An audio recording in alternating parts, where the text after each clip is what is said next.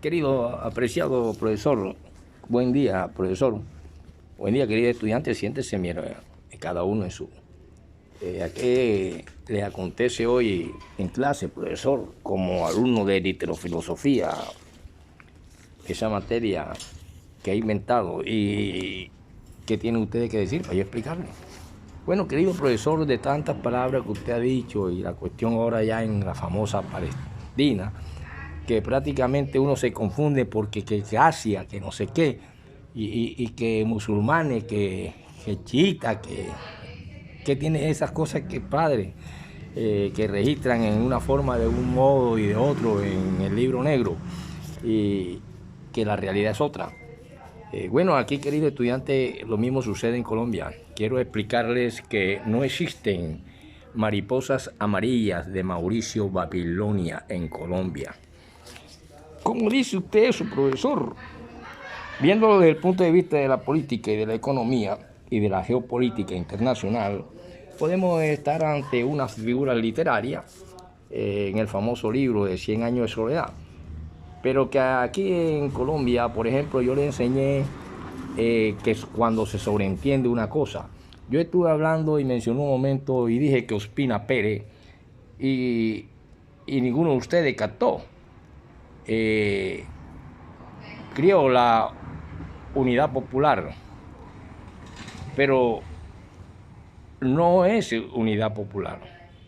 Él crió la unidad nacional. La unidad popular era de Gaitán y que ahora con el actual Gustavo Petro toma fuerza a través de una democracia que parte después de un militar que de una u otra forma sirvió a los antiguos hegemonías conservadoras, a diferentes hombres como a quien se conoció como Alberto Lleras Camargo, cuando fue él abucheado, cuando el general Rojas Pinilla y su familia en la Plaza de Toros de Santa María en Bogotá, en enero de 1956, y aquí se prepararon los acontecimientos violentos que se presentaron en la siguiente acción.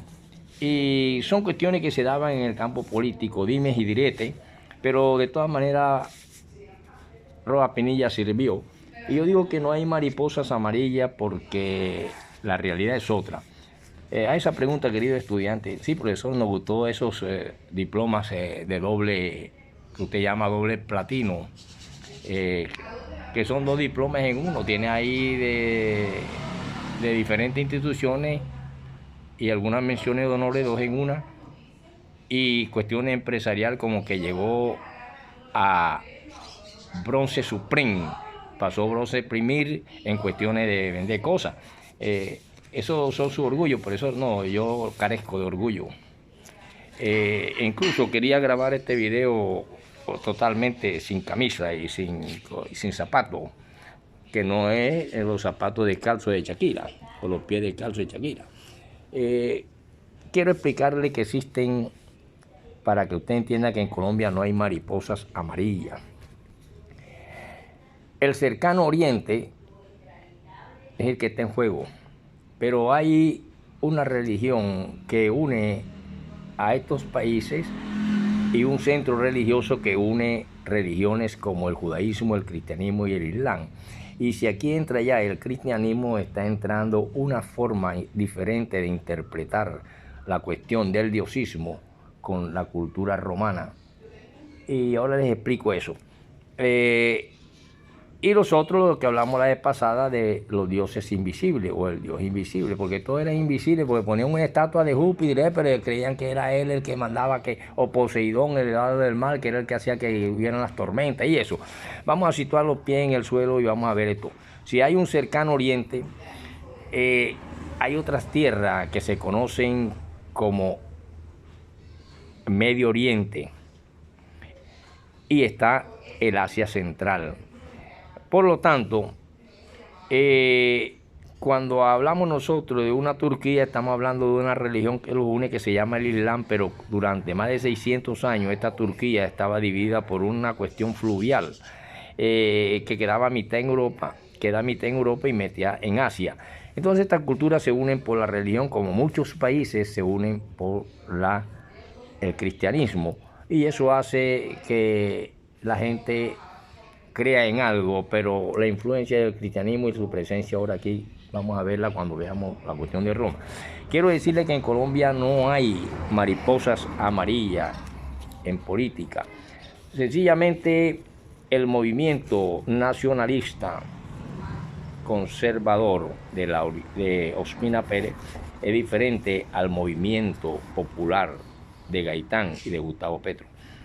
Y no soy ni de uno ni de otro porque nunca tuve tiempo de votar por Gaitán, porque yo nací en el 50 y mi mamá no sabe en qué día nací yo creo, según lo que me han dicho, en el 55.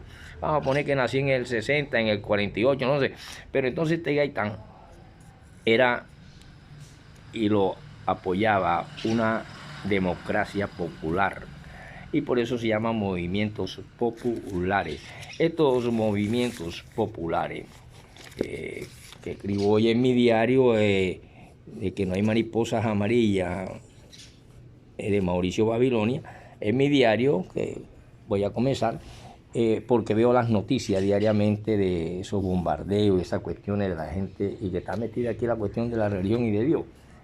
No desaparece, porque allá son teocráticos, su política se basa en las cuestiones religiosas. Vemos entonces que ya les aclaré que una cosa es un movimiento popular y otro un nacional. Así también el socialismo, que es una doctrina, se diferencia del nacionalsocialismo. Nacionalsocialista fue Adolfo Hitler, y un partido que hay en Israel que también quiere ser nacionalsocialista, y son diferentes al sistema económico socialista. Entonces, ¿qué pasa? Que cuando ya hablamos de movimientos populares, nace lo que se conoció como la socialdemocracia en Alemania, y que también enfrentó en Rusia a los mencheviques y bolcheviques, y de esa ideología nació lo que se conoce como socialdemocracia. La democracia significa poder del pueblo, y el pueblo siempre lo entrega a unos dirigentes, y esos dirigentes son los que hacen que hayan tales matazones debido a los gobiernos. Entonces, ¿qué pasa? Que si profesor Roy, gracias por esa explicación, profesor Roy. Yo quiero entonces, si estamos en mi diario analizando y registrando hechos a través de los medios sociales y las cuestiones, medios de comunicación, vemos entonces que estamos en el cercano oriente. Este cercano oriente forma lo que se conoce como el este del Mediterráneo. Es del este del Mediterráneo donde se están sucediendo las cosas. Pero este del Mediterráneo sí es cultivable, aunque es una zona desértica bastante. También esta parte es cultivable, muy cultivable en la agricultura, y está frente a orillas del Mediterráneo. Y ese lugar fue invadido por árabes. Ojo, entran los árabes. Podemos decir que hay países ahí como Israel, el Líbano, Jordania, y conviven estas antiguas civilizaciones con tres religiones que ya le dije: el judaísmo, que es viejo; el cristianismo, que aparece en un momento dado, acá del otro día; y el islam. Por lo tanto, hay una cuestión aquí que nos dice entonces que sí existen y hay otros países en el Medio Oriente. Ojo, les hablé ahora del cercano oriente, después hablaremos de cada país, y también está el Asia Central, y todo esto cada uno de ellos tiene países. Por lo tanto, están en ese medio entre el Mediterráneo y el extremo oriente, allá que da las fronteras, allá donde existieron las antiguas Babilonias y todas esas cuestiones. Pero aquí en Colombia, cuando yo veo que un burgués que es despreciado por su familia porque sencillamente dejó su empleo en banco, como fue Simón Trinidad. Y por eso le mando a leer diferentes libros, para que entiendan también nuestra realidad. Y no solamente interpretar el mundo a través de un libro negro, que tuvo su momento y tiene sus cosas que muchos se quedaron con sus costumbres allá, de este hombre llamado Sánchez. Por lo tanto, vemos cómo aparece ahí una gran influencia de un hombre llamado Luis Carlos Galán sobre Ricardo Palmera. Este Ricardo Palmera es el verdadero nombre de Simón Trinidad. Entonces, ¿qué quiero decir con esto? Queremos decir con esto que él se fue metiendo poco a poco en el lenguaje de la injusticia social, de la igualdad, ¿por qué? Porque se dio cuenta, como si fuese un gran psicoanalista, y que realmente no traía ningún nuevo verbo, pero sí constató en sangre propia que la tierra donde él vivía, donde hay buen paramilitarismo más adelante, Valledupar, que era donde estaba, no era el paraíso terrenal como lo pintaban los políticos que nacen después y están después del o que nacen con el bipartidismo después de la cuestión del militarismo de Roja. Que de ese Roja, precisamente, van a ser una ideología que está hoy en el poder, y esa ideología es popular. Y vemos entonces cómo surge una ecuación aquí que se conoce como el poder político da poder económico y el poder económico da poder político. Y se arrebatan estas cuestiones, pero surgen las administraciones y vemos como gente que de pronto nunca ni siquiera conocían la palabra revolución, como Simón Trinidad, que era chacharachero, juguetón y todo, pero tenía una mujer que conocía bien las finanzas, y él se da cuenta que habían mucha dolor y pobreza y mucha opulencia en otros, y da un paso. Por eso es que él constata en sangre propia que esta tierra donde él nace no es ni tiene mariposas amarillas, ni riachuelos sagrados, ni paisajes ondulantes de montañitas con nieves perpetuas enceladas de luz y pajaritos en el aire que todo el mundo pintaba, sino que de norte a sur y de este a oeste emanaba cierto lodo, cierta podredumbre, olía más nauseabundo, más repugnante, más podrida la política, el mundo social, y él decide dar un cambio y fue repudiado. Del otro lado nació el que le hablé la vez pasada, Pupo, que también de grande familia, que le llamaron Ore 40. Pero aquí yo esto lo menciono para explicarle que habían mucha falta de servicios públicos, miseria agobiante y el desempleo rampante. Y empezó la delincuencia. Falta por resaltar de una u otra manera la manía y la inmoralidad de la costumbre política que provenía de tiempos atrás de estos partidos, y esa política de sofocar cualquier voz diferente a punta de puro billete fue lo que se conoció como los tiempos dolorosos de la compra de votos. Amigo, y aquella democracia que después que buscaba aspiraciones con un Gaitán, y que luego después de Rojas Pinilla nace un partido, y ese partido está actualmente en el poder y ya se adquiere a través de hombres un poder económico y voz y voto en un parlamento de un partido de izquierda.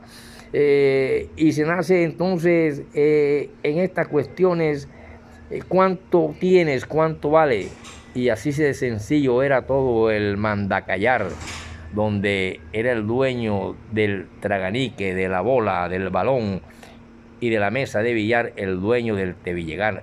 Era el dueño de los votos, como un círculo vicioso que todavía se pudre y pudre en Colombia. Pero que cuando ya vemos que hay miles y millones de gente que repudiaba la palabra revolución o izquierdita, y que de pronto forman parte del gran grosor de las multitudes, sin conciencia de un proceso histórico, nos enfrentamos entonces a cambios, y que muchas veces, igual que el que compra el voto, nos proponen cosas que son totalmente diferentes porque no se logran,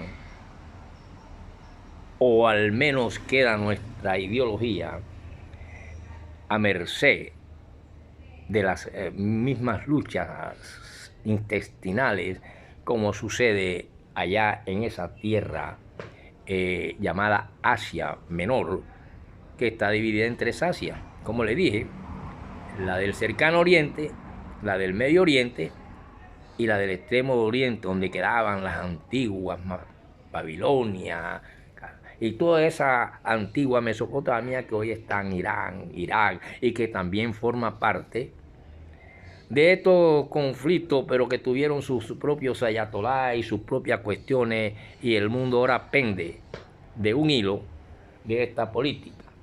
Por lo tanto, cuando ya entra la teocracia, que hay mucha gente por ahí que quiere meter la teocracia aquí en Colombia, hablan de teocracia, del paraísito terrenal y una cantidad de cosas, vemos que entra en juego el pensamiento hebreo en la cultura romana y nace lo que se conoce como la nueva religión romana, porque la religión romana derivaba y venía de los etruscos, que eran una tribu y que tenían un ritual que se conoció como Harush Piscina, o auspicios u observación de las entrañas de las reses sacrificadas.